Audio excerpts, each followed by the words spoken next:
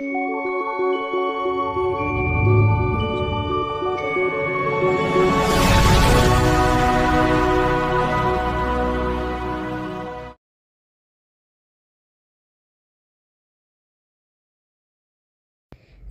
बंधुरा welcome to my channel Mishtu mom चैनलটিতে সবাইকে স্বাগত।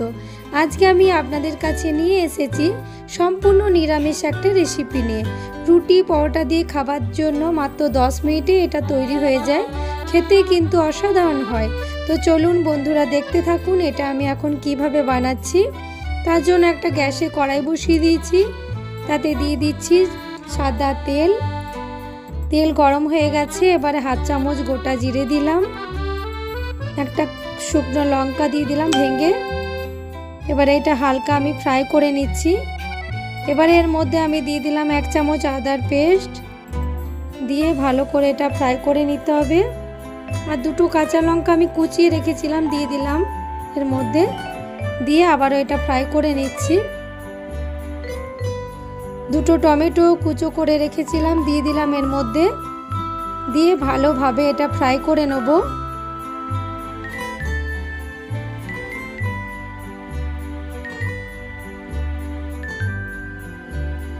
যাতে টমেটোটা তাড়াতাড়ি গলে যায় তার জন্য একটু মতো নুন দিয়ে দিলাম, নুন দিলে তাড়াতাড়ি খুব গলে যায়। দিয়ে আবার এটা ফ্রাই করে নিচ্ছি ভালোভাবে।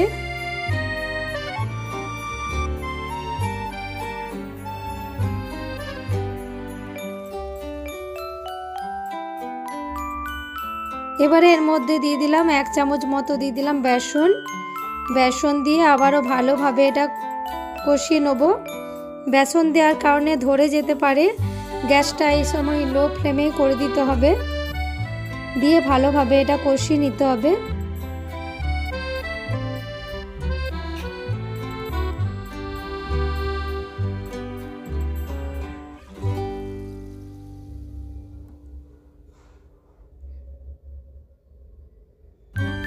এবারে আমি ক্যাপসিকাম কেটে রেখেছিলাম অর্ধেকটা মতো, এটা দিয়ে দিলাম, দিয়ে আবার এটা ভালো করে আমি ফ্রাই করে নেব।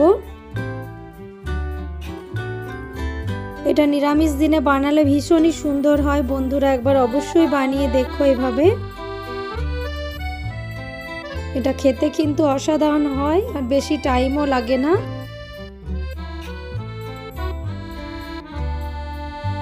বেসন দেওয়ার কারণে একটু ধরে যাচ্ছিল, আমি এর জন্য হালকা জল দিয়েছি, দিয়ে আবারও এটা ভালোভাবে মিশিয়ে নিচ্ছি।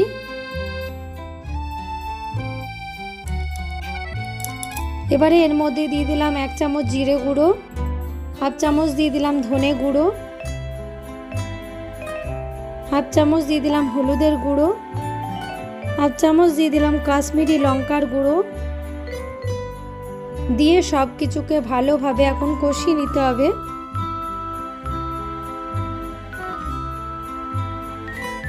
যেহেতু বেসন দিয়েছি একটু ধরে ধরে যাবে, একটু গ্যাসের ফ্লেমটাকে লোতেই রাখবেন। এইভাবে বেসন দিয়ে একটু দিলে কিন্তু ভীষণই টেস্টি হয় এভাবে ছানার কিছু বানালে।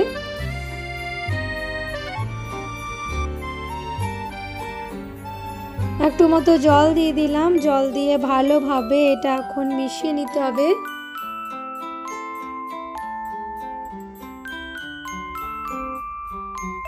খুব ভালো করে আমি মিশিয়ে নিচ্ছি এখন।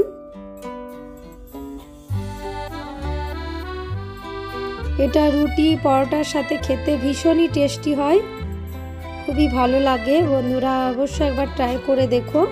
একটু চিনি দিয়ে দিলাম আর নুন দিয়ে দিলাম স্বাদ মতো, হাফ চামচ দিয়ে দিলাম গরম মশলার গুঁড়ো। সব কিছুকে ভালোভাবে এখন মিশিয়ে নিচ্ছি।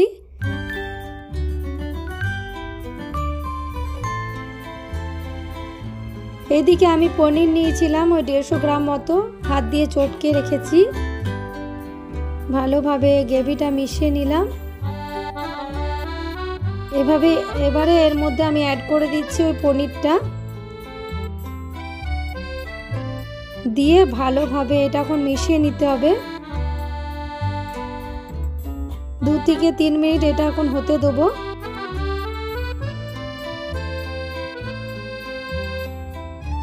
এদিকে আমি হাতাতে কসুরি মেথি শুকনো ফ্রাই করে নিলাম। এর মধ্যে আমি ছড়িয়ে দেবো 1 চামচ দিয়ে দিলাম বাটার। আবারও মিশিয়ে নিচ্ছি ভালোভাবে। গ্যাসের ফ্লেমটা বন্ধ করে দিলাম। তাহলে আমার রেডি হয়ে গেল সম্পূর্ণ নিরামিষ একটা রেসিপি, পনির ভর্তা বা পনির ভুজি।